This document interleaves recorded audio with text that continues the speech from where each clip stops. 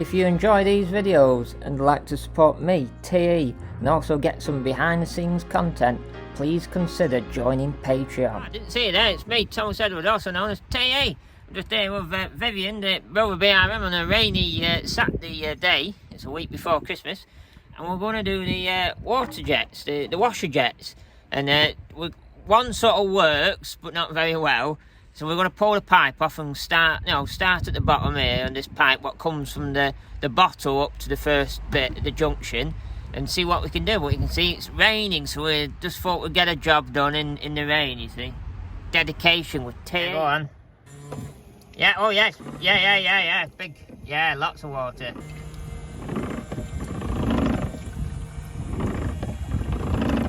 So we've got them out, there's one side, and there's the other side, but the only problem is, they've broken. I broke the first one, now I've just broke it, can't pull it out, and then the second one's just broke, and it's all, look inside here, hold on. You know, it doesn't look the best inside, it looks all a bit naff inside, so we'll have to go and find these now, because look, the electric ones, they're heated. But maybe someone will say, like the cameraman was saying, maybe someone will say, just put standard ones in. But we might be able to find some heated ones. I think TS are the same sort of period, they had heated ones. We'll have a look on Rimmers and have an ask in the forum, but there you go. He's getting, anyway, the water's getting out the pipe. The problem was these jets, and obviously if they've broken that easy, just trying to push them out, they've, that must have been the problem. Right, we're back on working on Vivian, the Rover 200 BRM. We've got the brand new Christmas faithful work light stuck on the gap there, on the magnet. And now we look for washer jets, heated ones, and you can't buy them anymore, and you could get second hand, but they could be knackered. So we've been on and got some genuine new old stock Rover ones, just like standard ZR Rover 25 ones. They've got a slightly different head on, but actually these are quite small heads, so they might be very similar. It might be just a new old stock 200 one. We're going to put them in there. This is where the cameraman's on then. Get it, obviously take this one on and push it on that one. And do the same on that side, and then we'll see if they work, and I'll video. Oh. You're working a bit, you need adjusting, and you probably need a bit more water in them, and more battery power, because we've got a flat battery, but they are working. So, because we know our BRMs very well, we've done about 3 of these now, and I've even advised someone on it. Now, gear knobs, what are normally on here, in the aluminium on here, are solid on. You can never get them off. I've seen people cut them off and get all them with pliers and knacker up your plug, your knob. But what you got to do is you got to get a burner on there and heat the glue up in here. It's like Loctite you put on it. Heat it up and it gets red hot, and then you get a big glove like you do your stove in your house, and it unscrews, and that's how it comes off. So we've done that we did that the other week. That's off, so when I can pull, and then I can pull this center console away to do the job. So and this is obviously the carpet, and you can see in here, hold on, listen. Can you hear that? Got water, yeah, there's the water. So we're gonna get it out and get this in garage and give it a good drying out, and then we can just run it round a bit like a rally car for a while. As you can hear, JJ here is just ticking over. It was meant to be, someone was meant to coming round to look at him today. He's for sale. He's for sale to fund the BRM, and then the BRMs, hopefully we're going to do it up and hopefully sell it on to fund another ZR. But JJ's been a solid, and he's a very willing car. He's been up to Scotland, Wales, there's been many holidays in him since 2020. And he's a good car, like, he's got quite an interesting engine in him, what was out of a race metro. Quite a trick little car, JJ is. It is an early one. He's got stick-on body kit, pre-project drive stick-on body kit.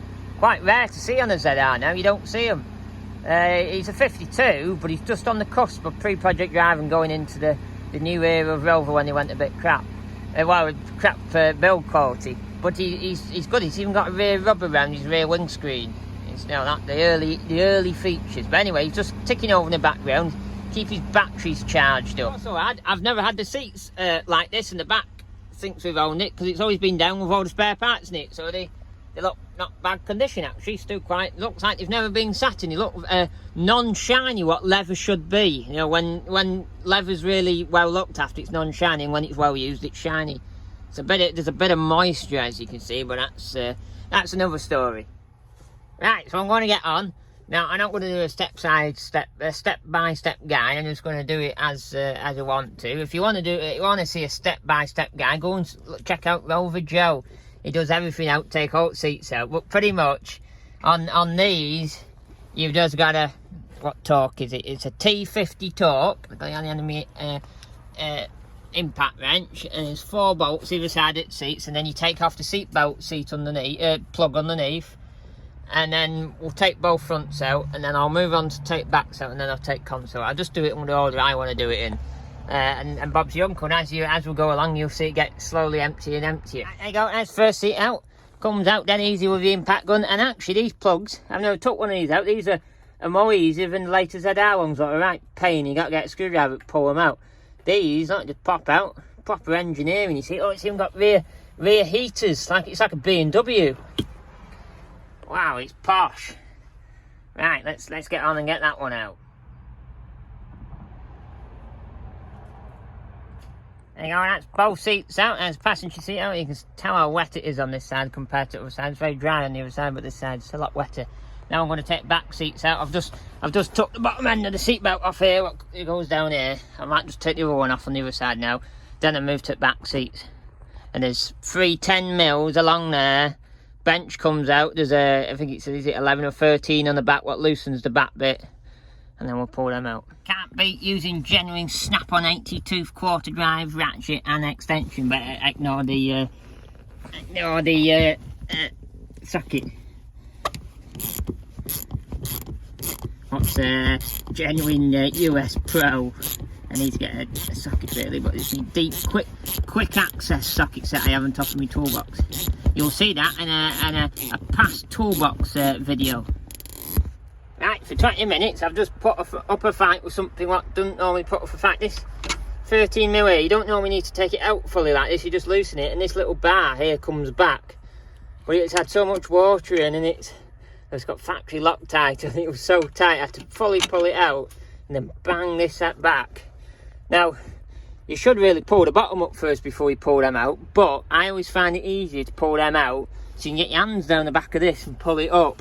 That's how I find it. Now I've just got to take that off with my gun, leave them on, then the seats can come out, and then look, this is the back of the carpet here. This is what it's like with all the seats out. Just pulling this card out, pull it back like that. You've got to unscrew that top bit to lift it up so it will release the rear door card, and there's obviously a screw there what you take out. Screw at the bottom, but they're always rusty, so you just cut down the back of them because it doesn't really hold a lot in. And obviously you unbolt the bottom of the seat belts there, on both sides. I'm just working on the passenger side now. Right, they're all back in. I've just peeled the bottom of the carpets out.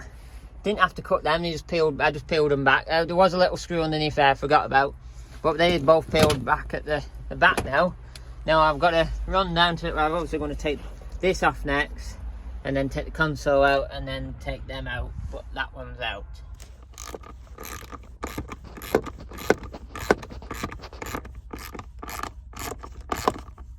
So we'll cut between there so you can get the handbrake off.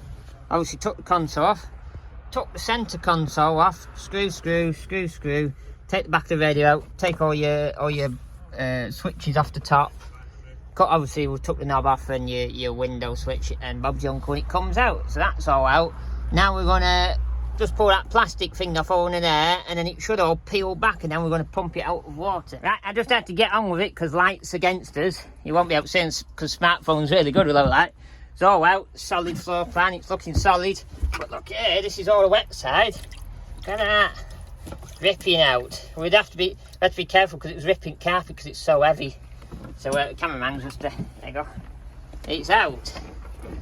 Just got to drain the bits of water what's in, but it's pretty solid, the floor pan. Looking good.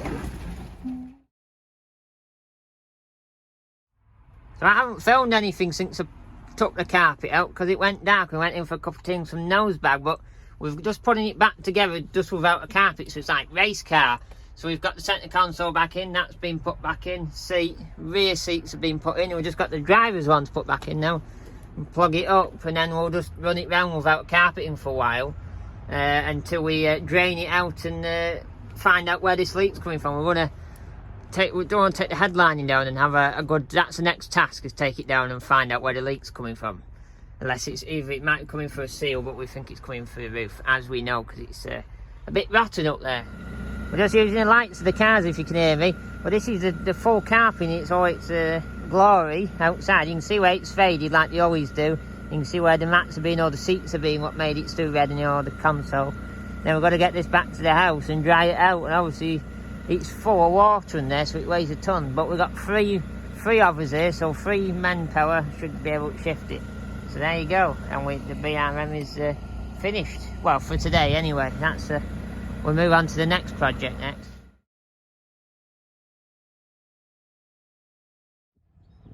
Right, so it's the next day, and look, I've got my Sealy suction pump for pumping out all sorts of liquids. I bought this for another job on a BMW, but it's going to get used on this first. So look at that. Makes a great pumping noise. Oh. Can't do it one-handed, but it makes a great pumping noise. Anyway, then we'll get this sucked out, and I'll put the camera somewhere, hopefully we can see who's sucking it out.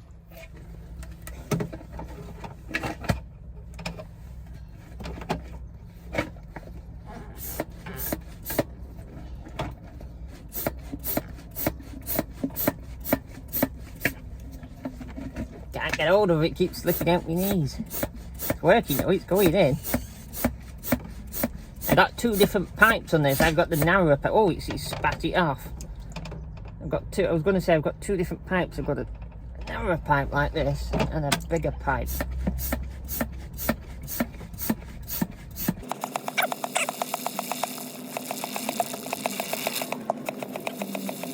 I can see how the water gets in the back. There's actually a little channel underneath these beams that hold your seat in, and that's how it runs to the back.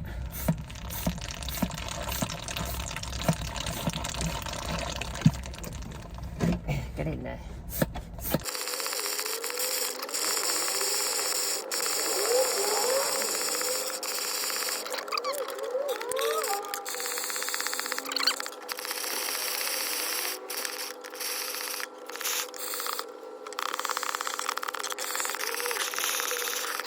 Look at all my water. Look at that.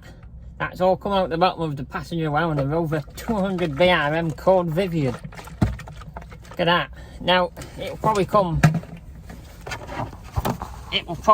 back because we've obviously got a leak in the roof, but that sucked it out for now. I'll just show you that. Much better. Sucked all the way there, and there's still a bit there, but it don't quite get that. It does, but it'll be all day. You really need to get a sponge and just wipe it up. But that's the main road. You can see if it's been right up here. That's the tide line, as did say. So that's all out. We're actually going to take the headliner out there. See where it's leaking near the sun visor. We know it's rusty on the roof, like, but we're going to see where it's coming from on. If we take the headliner out, see where it's actually coming from. Is it the rust, or is it just like some of them do leak when they're not rusty, like on the ZRs they do the same thing. So we're going to have an investigate. The headliner needs coming out anyway. Needs a bit of a fettle. So there you go. Now just a quick little job. I'm actually going to take the timing belt cover off. You can't pull it all the way back because obviously you need that down the bottom, but you can peel the top bit back, because I've done it on a 160 many years ago, just to see what the condition of the belt. Obviously I don't know when the belt change does on this. I have to really have a good look for the paperwork. There's probably a receipt somewhere. It looks quite clean, the head. Obviously there's a bit of a cam cover leak. It does look clean, like it's all been apart at some point not many years ago. So let's have a look. Get the old toolbox out. You would have seen a video on this a few weeks before this video, hopefully, or maybe even a week before. You're going to get me quick access quarter drive snap on, and it's a 7 or an 8mm. An 8mm. I thought it was one of them. There you go. I like a good common size 8mm. I always need an 8mm in your toolbox. That's why I have an 8mm socket. There's an 8mm socket in there, and there's an 8mm spanner in there because they're quite a common size. 8mm, 10mm, and there's obviously 13 in the bottom. Common sizes. I do have the odd size like that 11mm. That's for doing BMW work. That is for taking the top intake manifold off an M42.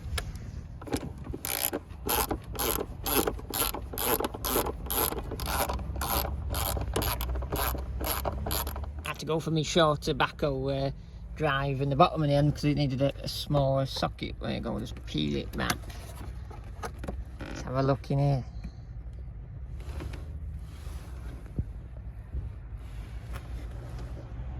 Obviously you can't see.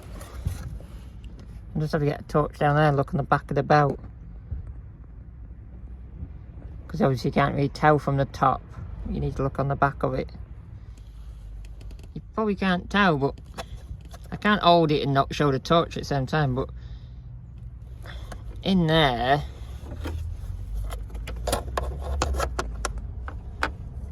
you can see the back of the belt down there. You probably can't see, but it looks alright.